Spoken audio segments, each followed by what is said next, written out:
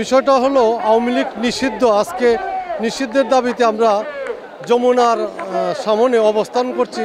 এখন প্রায় রাত 4টা অতিক্রান্ত হতে যাচ্ছে। তো নিষিদ্ধের পিছনে কয়েকটি কথা আমি বলতে চাই। আক্ষরিক অর্থে রাজনীতি বলতে যা বোঝায়, সেখানে আওয়ামী লীগ অলরেডি সেই এটা হারিয়ে ফেলেছে। রাষ্ট্র এবং জনগণের স্বার্থেই তো রাজনীতি। সেই অর্থে জনগণের রক্তের উপর দাঁড়িয়ে রাজনীতি করা যায় না।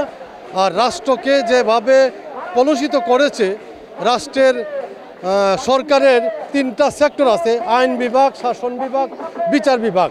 এই সরকার, আওয়ামী লীগ সরকার 3টা বিভাগকেই ক্ষমতার প্রয়োগ করে জনগণের বিরুদ্ধে তারা রাষ্ট্র পরিচালনা করেছে, যার কারণে আওয়ামী লীগ নিষিদ্ধ হওয়া একান্ত বাংলাদেশের জন্য ফরজ হয়ে গিয়ে দাঁড়িয়েছে।